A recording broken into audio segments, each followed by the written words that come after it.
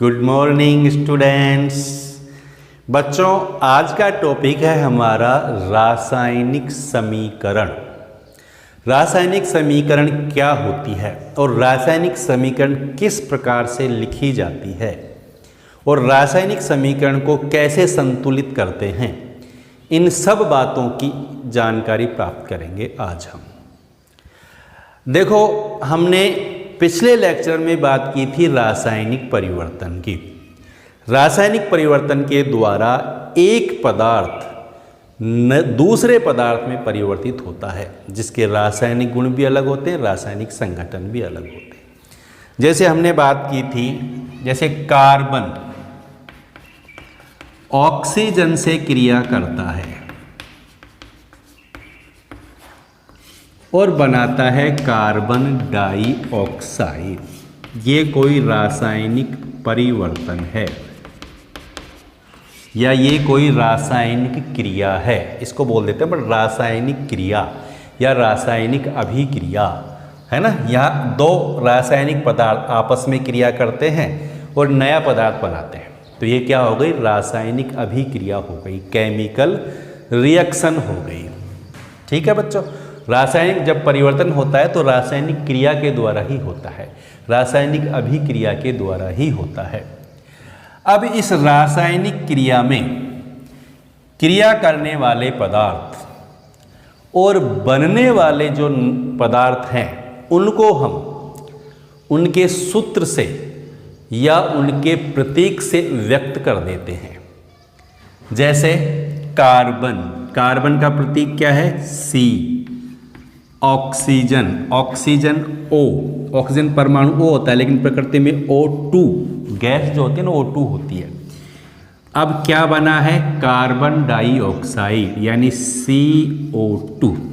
ठीक है, तो हमने क्या किया? क्रिया करने वाले पदार्थ कार्बन को, ऑक्सीजन को उनके प्रतीक से, उनके सूत्र से व्यक्त कर दिया और बनने वाले पदार्थ को भी सूत्र लिख दिया, उसको भी सूत्र से क्या कर दिया? हमने निरूपित कर दिया। तो ये जो समीकरण है, इसको कहेंगे हम रासायनिक समीकरण। ठीक है, तो रासायनिक समीकरण की अगर हम परिभाषा बोलें तो क्या कहेंगे हम? किसी रासायनिक अभिक्रिया में क्रिया करने वाले पदार्थ और बनने वाले पदार्थ को सूत्र से या प्रतीक से व्यक्त करने पर जो समीकरण प्राप्त होती है, उसे रासायनिक समीकरण कहा जाता है। तो ये हो गई रासायनिक समीकरण। अब इस समीकरण में ध्यान क्या रखना है हमें? जो क्रिया करने वाले पदार्थ हैं, देखो, उनको कहते हैं क्रियाकारक या कहते हैं अभिकारक, और अंग्रेजी में कह देते हैं रिएक्टेंट। ठीक है बच्चों, इसी प्रकार जो नए पदार्थ बनते हैं उनको कहते हैं उत्पाद या कह सकते हैं क्रियाफल या कहते हैं प्रोडक्ट। ठीक, तो क्रियाकारक क्रिया करके बनाते हैं उत्पाद। ठीक है बच्चों, और इन दोनों के बीच में होता है तीर का निशान। ठीक है, तीर का निशान अभिकारक से उत्पाद की तरफ होता है। ये तीर का निशान इस तरफ है, जिधर की तरफ तीर का निशान हो रहा है, ये साइन जिस तरफ है, मतलब वो क्या है? उत्पाद। अगर हम इसको ऐसे लिख देंगे तो ये उत्पाद हो जाएगा, ये अभिकारक हो जाएगा। समझ गए? लेकिन अभिक्रिया की समीकरण जब भी लिखेंगे, हम पहले अभिकारक लिखेंगे, बाद में उत्पाद लिखेंगे और उनके बीच में होगा तीर का निशान। तीर के निशान से पहले जो भी है वो अभिकारक है और तीर के निशान के दूसरी तरफ जो है वो क्या है? उत्पाद है। ठीक, अब रासायनिक समीकरण लिखने के लिए हमें कुछ नियमों का पता होना चाहिए। रासायनिक समीकरण लिखने के लिए हम कुछ बातों को ध्यान रखेंगे। कौन कौन सी बातें हैं रासायनिक समीकरण लिखने की? रासायनिक समीकरण लिखना,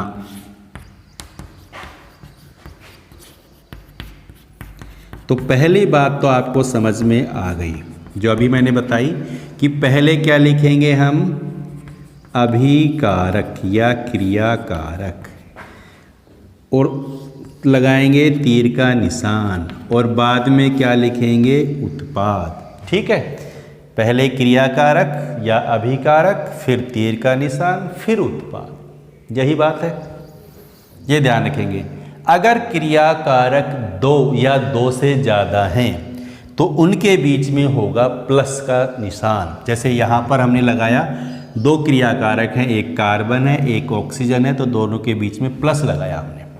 मान लीजिए एक क्रियाकारक है ए, एक क्रियाकारक है बी, तो दोनों के बीच में क्या लगा देंगे, प्लस, फिर लगाएंगे तीर का निशान। ठीक, फिर उत्पाद भी अगर दो या दो से ज़्यादा हैं तो उनके बीच में भी क्या लगाएंगे, प्लस। ठीक, जैसे उत्पाद बन गया सी और डी और इनके बीच में आ गया प्लस, तो ये ध्यान रखेंगे। क्रियाकारक एक से ज़्यादा है तो दोनों के बीच में प्लस साइन होना चाहिए, उत्पाद एक से ज़्यादा है तो भी दोनों के बीच में प्लस होना चाहिए। ठीक, और ये तीर का निशान तो हो गया। क्लियर हो गई बात। अगर अब दूसरी बात ध्यान रखेंगे, पहली बात तो समझ में आ गई बच्चों। दूसरी बात क्या है, अगर अभिक्रिया उत्क्रमणीय है, अभिक्रिया उत्क्रमणीय है। उत्क्रमणीय अभिक्रिया क्या होती है? देखो बच्चों, उत्क्रमणीय अभिक्रिया का मतलब क्या है, जैसे अभिकारक क्रिया करके क्या बना रहा है, उत्पाद, और उत्पाद यदि वापस किस में बदल जाए, अभिकारक में, तो इस तरह की अभिक्रिया कहलाती है उत्क्रमणीय अभिक्रिया। क्लियर। जैसे A प्लस बी क्रिया करके बना रहे हैं C प्लस डी, अगर C प्लस डी वापस क्रिया करके A प्लस बी में बदल जाए तो उस अभिक्रिया को बोलते हैं उत्क्रमणीय अभिक्रिया, रिवर्सिबल रिएक्शन। ठीक है, जो दोनों तरफ चलती है, अभिकारक उत्पाद में बदल जाते हैं, उत्पाद अभिकारक में बदल जाए तो वो कौन सी अभिक्रिया है, उत्क्रमणीय अभिक्रिया। और उत्क्रमणीय अभिक्रिया जब लिखते हैं तो ये वाला तीर का निशान नहीं लगाएंगे, फिर हम क्या करेंगे, इस तरह का तीर का निशान लगाएंगे, आधा तीर, ये आधा तीर और आधा तीर इधर, आधा तीर तो उत्पाद की तरफ, आधा तीर अभिकारक की तरफ। जैसे उत्क्रमणीय अभिक्रिया है, A प्लस बी ये अभिकारक हो गए, C प्लस डी ये उत्पाद हो गए। तो इस तरह का निशान जहां है, अगर अभिकारक और उत्पाद के बीच में ये वाला तीर का निशान है तो हम समझ जाएंगे वो कौन सी अभिक्रिया है, उत्क्रमणीय अभिक्रिया है। ठीक, आधा तीर उत्पाद की तरफ रहेगा, आधा तीर अभिकारक की तरफ रहेगा, यानी A प्लस बी बदल सकते हैं C प्लस डी में और C प्लस डी वापिस बदल सकते हैं A प्लस बी में। ठीक, तो ये निशान, ये वाला तीर कब रहेगा, समझ में आ गई बात, उत्क्रमणीय अभिक्रिया में। और ये वाला तीर का निशान कब रहता है, अनुत्क्रमणीय। अनुत्क्रमणीय वह अभिक्रिया होती है जिसमें अभिकारक उत्पाद बना सकते हैं लेकिन उत्पाद वापस अभिकारक में नहीं बदल सकता। तो सामान्यतः ये वाला तीर का निशान मिलेगा क्योंकि ये अभिक्रिया एक ही दिशा में चलेगी, अभिकारक उत्पाद बनाएंगे, लेकिन दोनों दिशा में अगर अभिक्रिया चल रही है तो ये वाला तीर का निशान होगा। उत्क्रमणीय अभिक्रिया है तो ये वाला निशान होगा, दोनों तरफ चल रही है ना अभिक्रिया, A plus B C plus D की भी तरफ जा रहे हैं और C प्लस डी वापिस A प्लस बी की तरफ आ रहे हैं। समझ में आ गया ना आपको। नेक्स्ट, तीसरी बात क्या ध्यान रखनी है हमें, अभिकारक और उत्पाद की भौतिक अवस्था क्या है। भौतिक अवस्था का मतलब वो गैस हैं, वो द्रव हैं या ठोस हैं, तो उसको भी हम दर्शाएंगे रासायनिक समीकरण में। अगर अभिकारक ठोस है और उत्पाद ठोस है तो ब्रैकेट में लिख देंगे हम क्या, एस फॉर सॉलिड, सॉलिड मतलब ठोस। अगर अभिकारक या उत्पाद द्रव है तो ब्रैकेट में लिख देंगे हम क्या, एल फॉर लिक्विड। ठीक, अगर अभिकारक या उत्पाद गैस है तो ब्रैकेट में क्या लिख देंगे हम, जी फॉर गैस। अगर जलीय विलयन है यानी अभिकारक या उत्पाद का क्या बन रहा है, जल में विलयन है, तो ब्रैकेट में लिख देंगे हम क्या, AQ। क्या लिख देंगे, AQ का मतलब क्या है, एक्वस। एक्वस का मतलब क्या होता है, जलीय विलयन। क्लियर? तो ये ध्यान रखेंगे, तो ये ध्यान रखना है सबको। अब जैसे एग्जाम्पल देखते हैं, जैसे C प्लस O2 बन रहा है CO2, ठीक। अब देखो C क्या है? कार्बन, और कार्बन कैसा होता है? ठोस। तो यहाँ कार्बन का मतलब कोयला है, कार्बन दहन हो रहा है, कोयले का दहन हो रहा है यहाँ पर। तो यहाँ क्या लिखेंगे हम? S, क्योंकि कार्बन क्या है? सॉलिड है। ऑक्सीजन क्या है? गैस। तो यहाँ ब्रैकेट में लिख देंगे हम क्या? G। समझ में आ रही है बच्चों? और जैसे CO2 कार्बन डाइऑक्साइड क्या है? ये भी गैस है, तो यहाँ ब्रैकेट में लिख देंगे हम क्या? गैस। समझ गए? तो इस तरह हम भौतिक अवस्था को दर्शाएंगे। और कोई एग्जाम्पल देखें हम, जैसे CaO प्लस H2O तो बनता है CaOH होल ट्वाइस, ठीक है। ये है CaO calcium oxide plus H2O, ये बन गया CaOH होल ट्वाइस, इसको बोलते हैं कैल्शियम हाइड्रोक्साइड। अब देखो CaO जो है ना वो ठोस होता है, तो यहाँ ब्रैकेट में क्या लिख देंगे हम? ठोस का मतलब S लिख देंगे। H2O क्या है? H2O लिक्विड होता है, द्रव होता है, तो यहाँ ब्रैकेट में लिख देंगे हम L फॉर लिक्विड, ठीक है बच्चों। और CaOH होल ट्वाइस ये एक्वस सॉल्यूशन होता है, जलीय विलयन होता है, तो यहाँ ब्रैकेट में लिख देंगे AQ फॉर एक्वस, ठीक है। तो कैल्शियम हाइड्रोक्साइड का जलीय विलयन है। अगर AQ लिखा मिल गया तो तुरंत समझ जाना हम जलीय विलयन की बात कर रहे हैं, ठीक है बच्चों। तो अभिकारक उत्पाद की भौतिक अवस्था को हम दर्शाते हैं रासायनिक समीकरण में। और कैसे दर्शाया जाता है, क्लियर हो गई बात? नेक्स्ट अगली बात करें हम, रासायनिक अभिक्रिया किस परिस्थिति में हो रही है, कितने ताप पर हो रही है, किस दाब पर हो रही है, उसको भी हम दर्शाते हैं। कैसे दर्शाएंगे? अभिक्रिया का ताप, दाब और अभिक्रिया उत्प्रेरक की उपस्थिति में हो रही है तो उसको हम दर्शाते हैं। कैसे दर्शाएंगे? रासायनिक समीकरण में। फॉर एग्जाम्पल जैसे ये रिएक्शन है, ये अभिक्रिया है, नाइट्रोजन हाइड्रोजन के साथ क्रिया करता है और बनाता है क्या? अमोनिया। अमोनिया का सूत्र क्या है? NH3, ठीक है। नाइट्रोजन N2 क्रिया कर रहा है किससे? हाइड्रोजन से, बन रहा है क्या? अमोनिया। अब देखो बच्चों, नाइट्रोजन क्या है? गैस। हाइड्रोजन भी क्या है? गैस। अमोनिया भी क्या है? गैस, ठीक। अब मैंने क्या कहा? ताप और दाब और उत्प्रेरक। यहाँ ताप का मतलब तो समझ गए, किस ताप पर अभिक्रिया हो रही है। दाब भी समझ गए, कितने दाब पर, प्रेशर पर। अब नया एक टर्म आया, उत्प्रेरक। उत्प्रेरक क्या होता है? जैसे उत्प्रेरक आपकी इस चैप्टर में आगे आएगा टॉपिक। उत्प्रेरक ऐसे रासायनिक पदार्थ होते हैं जो अभिक्रिया के वेग में परिवर्तन कर देते हैं, ठीक है। जैसे कोई भी रासायनिक अभिक्रिया है, उसमें हम क्या करते हैं? कोई रासायनिक पदार्थ डालते हैं, तो रासायनिक पदार्थ डालने पर उस अभिक्रिया के वेग में वृद्धि हो जाती है सामान्यतः, तो ये पदार्थ कहलाते हैं उत्प्रेरक। अब देखो, जैसे यही अभिक्रिया की बात करें तो ये अभिक्रिया संपन्न होती है 773 केल्विन ताप पर। तो ताप को हम तीर के निशान के ऊपर लिख देंगे, 773 केल्विन ताप, ठीक। और इस अभिक्रिया का दाब होता है 200 ATM दाब।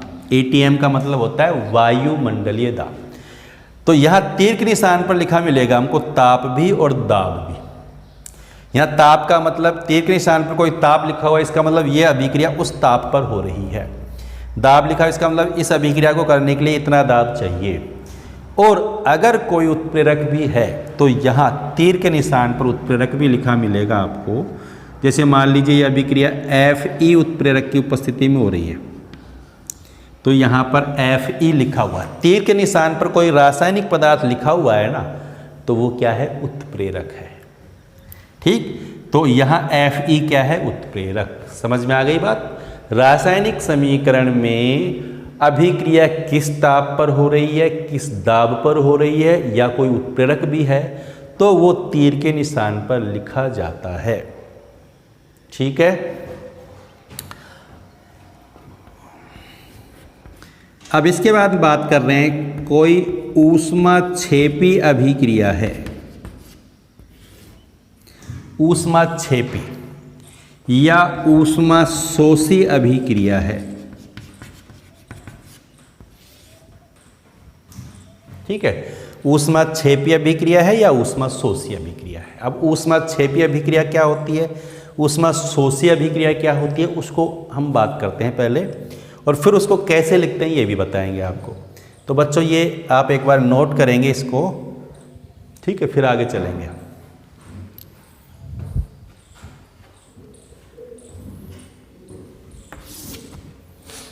ऊष्माक्षेपी अभिक्रिया और ऊष्माशोषी अभिक्रिया का मतलब क्या है। ऊष्माक्षेपी वह अभिक्रिया जिसमें ऊष्मा का उत्सर्जन होता है। जब अभिक्रिया होती है, अभिकारक क्रिया करते हैं तो उत्पाद बनता है, और उत्पाद के साथ ऊष्मा भी मुक्त होती है, ऊर्जा भी मुक्त होती है। ऊष्मा का मतलब ऊर्जा है। ठीक है, तो ऊष्मा भी मुक्त होती है यानी ऊर्जा भी मुक्त होती है, तो वो कौन सी अभिक्रिया होती है, ऊष्माक्षेपी अभिक्रिया।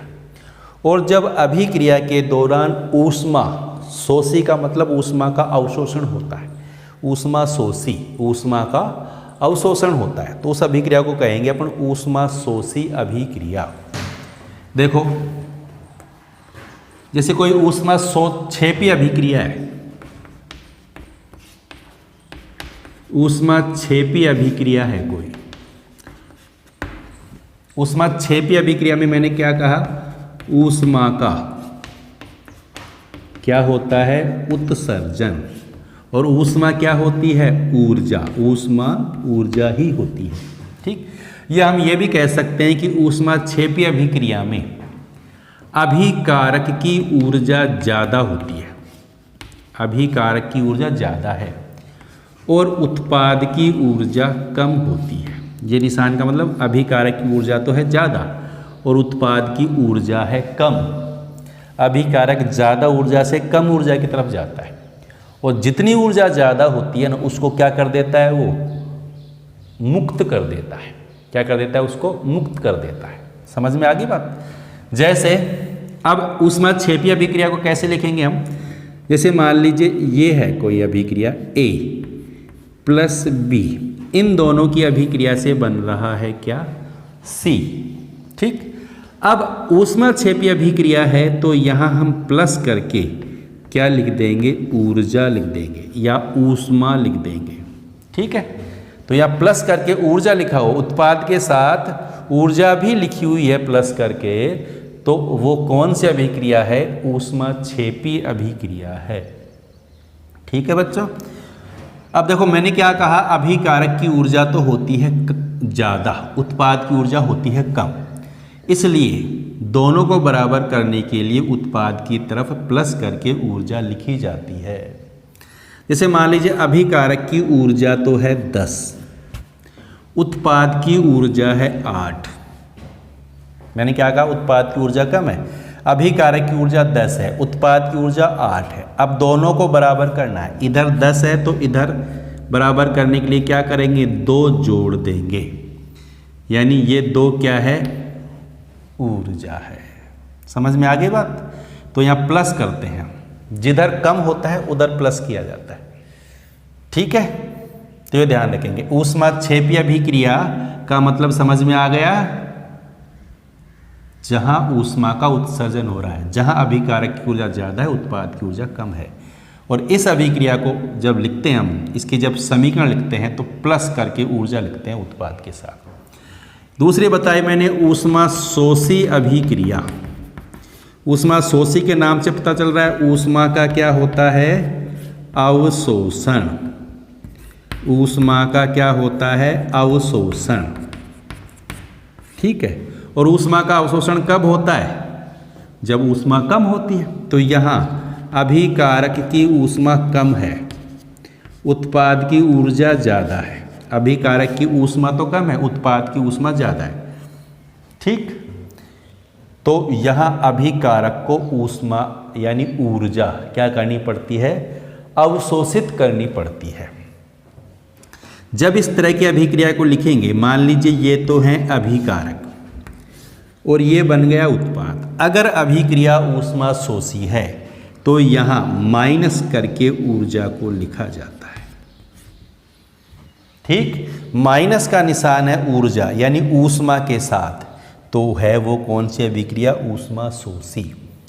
अब यहाँ माइनस क्यों लगाया, मैंने क्या कहा, अभिकारक की ऊर्जा क्या है यहाँ पर कम, उत्पाद की ऊर्जा क्या है यहाँ पर ज़्यादा, यानी उल्टा हो जाएगा। मान लीजिए अभिकारक की ऊर्जा 8 है, उत्पाद की ऊर्जा 10 है। अब दोनों तरफ बराबर करेंगे तो क्या करेंगे, इसमें से 2 क्या कर देंगे, घटाएंगे, तभी तो बराबर होगा ना। जो ज़्यादा है उसमें से कम करेंगे, इसीलिए यहाँ कौन सा साइन आएगा, माइनस ऊर्जा आएगी।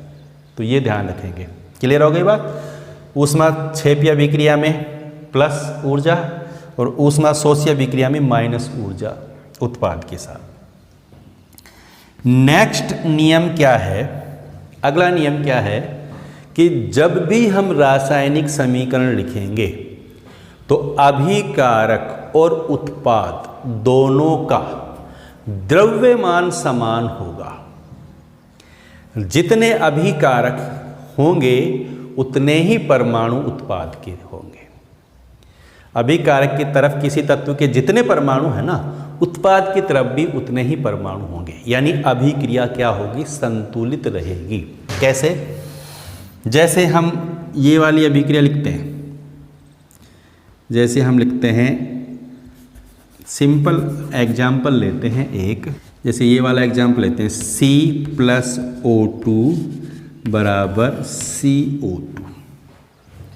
अभिकारक और उत्पाद, इधर क्या है, कौन कौन है अभिकारक, एक तो है कार्बन और एक कौन है, ऑक्सीजन। इधर भी अभी उत्पाद कौन कौन है, उत्पाद में एक कार्बन है एक ऑक्सीजन है।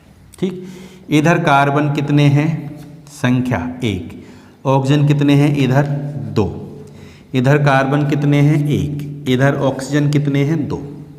ठीक, तो जितने अभिकारक की तरफ तत्व के परमाणु हैं उतने ही परमाणु उत्पाद की तरफ भी होने चाहिए। दोनों तरफ समान परमाणु होने चाहिए तत्व के। अगर ऐसा है तो समझ लो अभिक्रिया यानी समीकरण क्या है, संतुलित है। ठीक, अगर समीकरण संतुलित नहीं है तो उसे हम क्या करेंगे, संतुलित करेंगे। ये ध्यान रखेंगे। समझ में आ गई बात। तो रासायनिक समीकरण में हमेशा अभिकारक की तरफ तत्व के परमाणुओं की संख्या और उत्पाद की तरफ तत्व के परमाणुओं की संख्या क्या होनी चाहिए, समान। क्यों, यहाँ एक नियम काम करता है, द्रव्यमान संरक्षण का नियम। कौन सा नियम है, द्रव्यमान संरक्षण का नियम। और द्रव्यमान संरक्षण का नियम क्या कहता है कि द्रव्यमान को न तो उत्पन्न कर सकते हैं और न ही नष्ट कर सकते हैं। ठीक, वो संरक्षित रहता है, यानी वो परिवर्तित नहीं होता है, न नष्ट भी नहीं होता है और वो उत्पन्न भी नहीं होता है। तो इधर जितने कार्बन होंगे उधर उतने ही होंगे, इधर जितने ऑक्सीजन होंगे उधर उतने ही होंगे। इधर जितना कार्बन का द्रव्यमान है ना, उत्पाद की तरफ भी कार्बन का द्रव्यमान उतना ही होगा। इधर ऑक्सीजन का जो द्रव्यमान है, इस तरफ भी ऑक्सीजन का द्रव्यमान उतना ही होगा। यानी अभिकारक और उत्पाद के द्रव्यमान दोनों तरफ क्या रहेंगे, बराबर रहेंगे। ये कौन सा नियम कहलाता है, द्रव्यमान संरक्षण का नियम। और ऐसा करने के लिए हमें अभिक्रिया क्या करनी होगी, संतुलित करनी होगी। ठीक है बच्चों। आज हमने बात की रासायनिक समीकरण किस प्रकार से लिखी जाती है उसकी। अब नेक्स्ट वीडियो में बात करेंगे हम कि रासायनिक समीकरण को संतुलित किस प्रकार से किया जाता है। उससे पहले हम देख लेते हैं कि रासायनिक समीकरण अगर हमारे पास लिखी हुई है तो हमें क्या क्या जानकारियाँ प्राप्त हो रही हैं।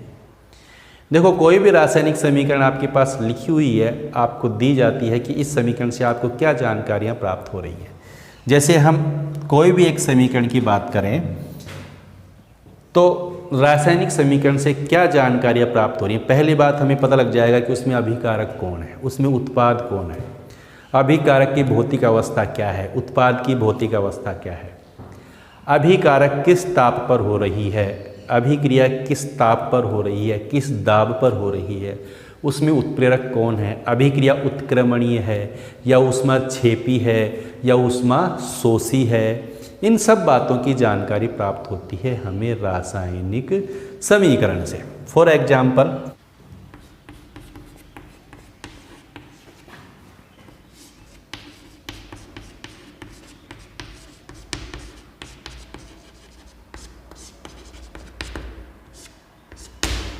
यह अभिक्रिया है और पूछा जाए कि इस अभिक्रिया के बारे में बताइए। देखो, इस अभिक्रिया में हमें क्या पता चल रहा है, नाइट्रोजन ऑक्सीजन क्रिया करते हैं, NO2 बनाते हैं, नाइट्रोजन डाइऑक्साइड बनाते हैं। ठीक, यह अभिक्रिया में एक ही तीर का निशान है, इसका मतलब अभिक्रिया कैसी है, अनुत्क्रमणीय, यानी यहाँ पर अभिकारक उत्पाद बनाता है, उत्पाद वापस अभिकारक में नहीं बदलता है, यही बात है। और -21.6 का मतलब अभिक्रिया कैसी है, ऊष्माशोषी।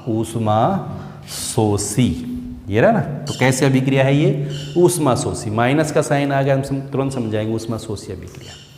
जैसे और एग्जाम्पल देखें, जैसे लिखा हुआ है CaCO3, यहाँ प्लस लिखा हुआ है CaO प्लस CO2, यहाँ पर लिखा हुआ S, यहाँ पर भी लिखा हुआ है क्या, S, और यहाँ पर क्या लिखा हुआ है CO2G।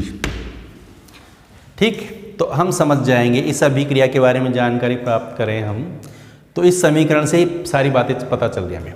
CaCO3 कैसा है, ठोस अभिकारक है, ये बदल रहा है किसमें, CaO जो भी ठोस है और CO2 जो गैस है। ये तीर का निशान हमें क्या बता रहा है, अभिक्रिया कैसी है, उत्क्रमणीय, यानी CaCO3, इन दो क्रिया CaCO3 बदल जाता है CaO और CO2 में, और ये दोनों वापस अभिक्रिया करके बदल सकते हैं CaCO3 में। तो जानकारी प्राप्त हो रही है ना हमें। इसी प्रकार जैसे इस अभिक्रिया की बात करें तो इस अभिक्रिया से हमें क्या पता चल रहा है, नाइट्रोजन गैस है, हाइड्रोजन गैस है, दोनों क्रिया करते हैं, अमोनिया बनाते हैं, जो भी गैस है। यह अभिक्रिया हो रही है 773 केल्विन ताप पर, 200 ATM दाब पर, और यहाँ पर Fe क्या है, उत्प्रेरक है, और अभिक्रिया एक ही दिशा में होती है, यानी अभिकारक क्रिया करके उत्पाद बनाता है। अमोनिया वापिस नाइट्रोजन और हाइड्रोजन में नहीं बदलता है, यही तो पता चल रहा है इस अभिक्रिया से। तो इस तरह रासायनिक समीकरण देख करके हमें अभिक्रिया की संपूर्ण जानकारी प्राप्त हो जाती है। जिसने अभी भी चैनल को सब्सक्राइब नहीं किया उसे चैनल को सब्सक्राइब करना है, लाइक करना है, शेयर करना है, लगातार पढ़ते रहना है, वीडियो को देखते रहना है। ठीक है बच्चों।